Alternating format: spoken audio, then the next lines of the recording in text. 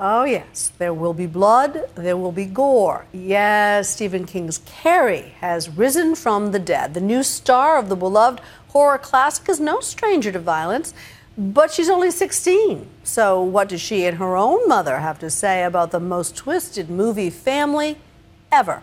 ABC's Juju Chang. It's the quintessential teenage revenge fantasy, Carrie. It rebooted horror as a genre when it splashed across the screen back in 1976. They're all gonna laugh at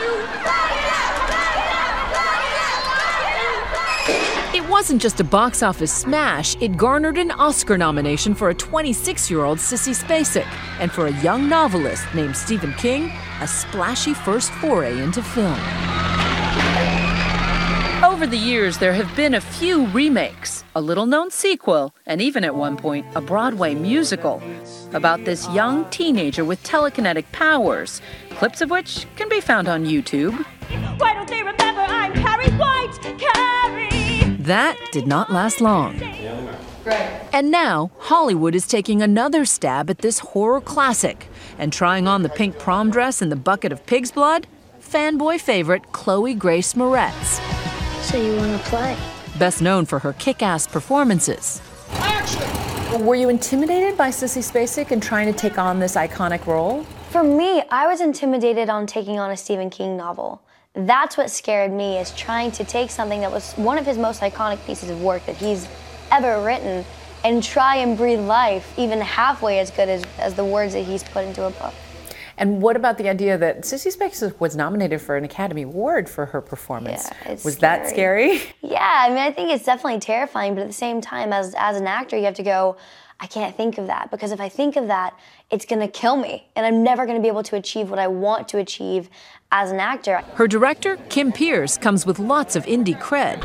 And despite a few modern flourishes, like bullying with cell phone cameras as a weapon, Action! Pierce wanted to make a movie truer to the original book. I did stay closer to the Stephen King version. I think because I was so much in love with Carrie as a main character, I wanted to put the audience inside her shoes, and that's very much how the novel is told. Wipe that smile off your face. Carrie is bullied for being different, just like Hilary Swank's Oscar-winning role in Pierce's best-known film, Boys Don't Cry.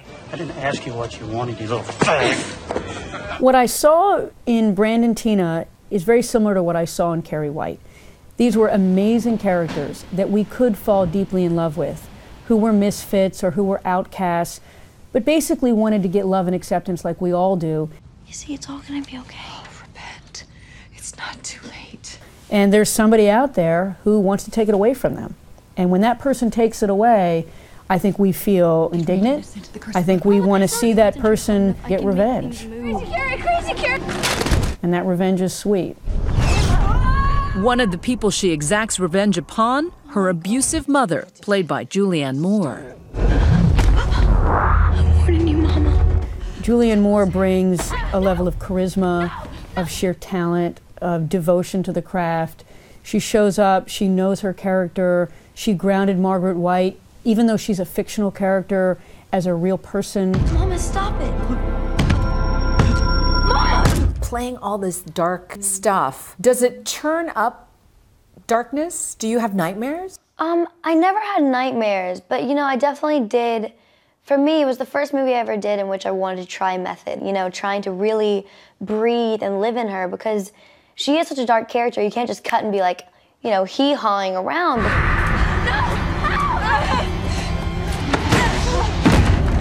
She's not just a victim of bullying, she's a victim of parental abuse. Yeah. I want to be like them. I want to be just like them. You will punish. This girl is abused by too much love. Her mother never wants her to leave. Her mother wants to know wherever she is. Her mother makes her wear clothes that only her mother makes.